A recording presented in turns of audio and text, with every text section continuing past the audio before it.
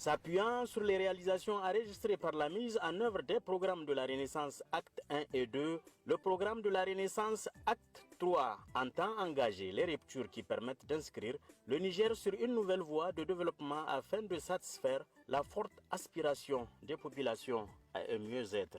Pour élever cet ambitieux défi, la sécurisation des personnes et de leurs biens s'avère indispensable. Effectivement, dans le domaine de la sécurité des personnes et de leurs biens, la région de Zender observe une accalmie, contrairement à certaines régions du pays qui sont affectées par des attaques djihadistes et autres bandits armés. Zender constitue aujourd'hui un havre de paix. Nous nous sommes attelés à consolider cet acquis. Et grâce à Dieu, et nous avons aussi nos marabouts, nos oulémas qui sont à pied d'œuvre, sous la direction clairvoyante du sultan du Damagram, qui organise des séances de lecture du Coran. Une fois la sécurité assurée, l'enjeu pour l'avenir est de faire en sorte que le système éducatif nigérien soit complètement performant. L'éducation, l'autre grand défi. L'éducation demeure un des leviers importants de développement du pays pour son essor économique, politique et social. C'est ainsi que le président de la République, chef de l'État Mohamed Bazoum, s'est engagé à donner un second souffle au secteur de l'éducation à tous les niveaux d'enseignement et de formation. Quelques 137 salles de classe construites, plus de 4000 tables-bancs confectionnées et plus de 1600 tables-bancs réhabilités. Le programme de Renaissance Acte 3 pour la performance du système éducatif a réservé une place de choix à la scolarisation et au maintien de la jeune fille à l'école en misant sur la construction des internats filles. Pour ce faire, le président de la République Mohamed Bazoum a honoré sa promesse, comme en témoigne l'ouverture de l'internat de jeunes filles de Kellé dans le département de Gouré, premier du pays. Je voudrais dire que je suis très fortement impressionné par la rapidité avec laquelle ces bâtiments ont été construits.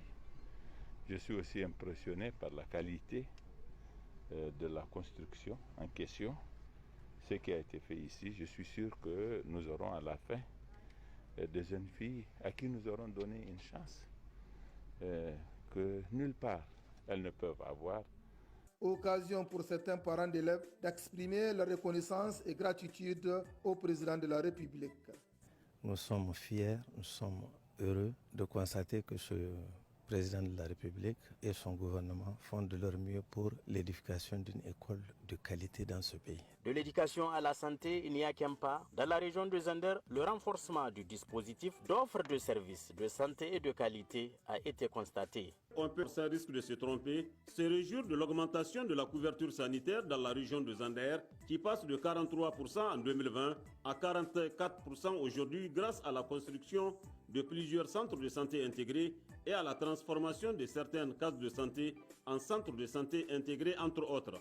La région a également bénéficié pendant cette période en termes de logistique de 19 ambulances médicalisées pour améliorer le parc existant dans le cadre des évacuations sanitaires. En outre, dans le cadre de la coordination et supervision des activités, la région a bénéficié de 5 véhicules tout-terrain destinés au nouveau district sanitaire. Grâce à tous ces investissements, les résultats sont immédiats. Le résultat immédiat que nous avons, c'est cette augmentation de la couverture sanitaire, la disponibilité des médicaments qui facilitent les prestations de qualité, toutes les campagnes de masse que nous avons eu à organiser. Les quelques bénéficiaires que nous avons rencontrés apprécient hautement la qualité des soins et l'accueil réservé aux patients à l'échelle régionale.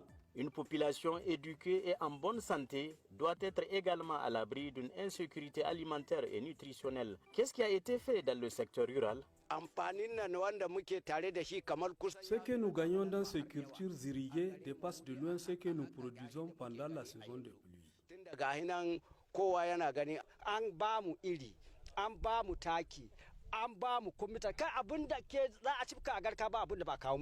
Nous avons reçu des semences, des engrais, des semences de pommes de terre, de maïs et de moringa. Comme eux, ils sont nombreux ces producteurs répartis dans les 3500 villages agricoles de la région de Zander à se réjouir de ce programme d'urgence en lien avec la stratégie de l'initiative I3N, un programme élaboré en réponse au déficit de la campagne agricole enregistrée cette année.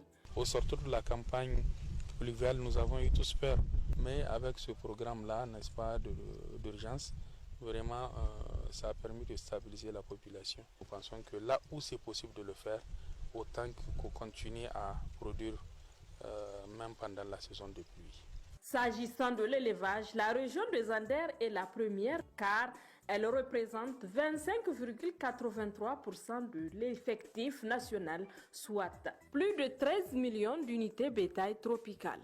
Seconde mamelle de l'économie nationale, c'est pourquoi l'État et ses partenaires n'ont pas lésiné sur les moyens dans ce secteur. Cette année, la région de Zander, à elle seule, a bénéficié de 18 000 tonnes d'aliments bétail repartis dans les 55 communes que compte la région. Et le tonnage varie de 80 jusqu'à 400 tonnes selon la taille des communes. Il y a aussi le développement des cultures fourragères. Donc l'État a pris l'engagement de ne plus dépendre des entrames aliments bétail qui seront amenés de l'extérieur. Comme perspective, la modernisation du secteur de l'élevage et la culture fourragère, afin d'aboutir à une autosuffisance en matière d'aliments bétail. Sur les volets hydrauliques, les résultats du programme de réalisation de plusieurs équivalents points d'eau lancé en 2021 prouvent que l'accès à l'eau potable constitue une préoccupation constante des autorités de la 7e République. Ainsi, depuis l'intervention de l'État et ses partenaires dans les villages de Garuntoudou et de Bauchiri dans le 5e arrondissement, les pompes qui poussent partout produisent de l'eau, allègent les difficultés des femmes. Mais plus, elles sont des productrices, des sourires pour toute une population. Avant, nous avons vraiment souffert, mais maintenant, ça va. Et nous prions pour que ça perdure. Remerciements et gratitude à l'État et ses partenaires. Le bidon là, nous achetons à 75 francs, maintenant à 10 francs. Nous remercions le gouvernement et l'UNICEF. Voilà, maintenant il y a de l'eau partout. À terme, selon le directeur régional de l'hydraulique de Zander, l'État va continuer à mobiliser des investissements pour réussir le pari de l'accès universel durable.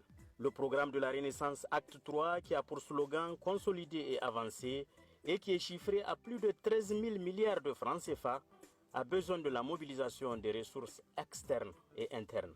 Sur le plan infrastructurel, notamment routière, tout commence par une route. Et parce que la mobilité est une condition préalable au développement, le programme de la Renaissance Acte 3 entend poursuivre les actions dans ce secteur. Les travaux de la continuité de la route Zender-Tanout, principalement de Tanout jusqu'à la limite des régions Zender-Agadez, long de 116,7 km, vont bientôt démarrer. Et que la particularité de la réhabilitation de Zender-Tanout, limite des régions Zender-Agadez, c'est les travaux pluriannuels pendant 8 ans. La réalisation des infrastructures énergétiques est aussi une des préoccupations majeures du chef de l'État, sans oublier l'électrification rurale qui contribue à la réduction de la pauvreté par la création d'emplois non agricoles. S'agissant enfin de la contribution de la femme au développement, le programme de la Renaissance Acte 3 mise sur son autonomisation économique. Dans le cadre de l'exécution de son cahier de charges relatif à la coordination des actions pour la mise en œuvre des politiques sectorielles en matière de la promotion de la femme et de la protection de l'enfant, plusieurs actions en faveur de ces derniers ont permis d'atteindre un certain nombre d'objectifs donnant satisfaction à des besoins des femmes et des enfants. Nous avions mis en place, l'État et ses partenaires, 12 plateformes multifonctionnelles. Nous avons également formé les femmes qui travaillent autour de ces plateformes-là.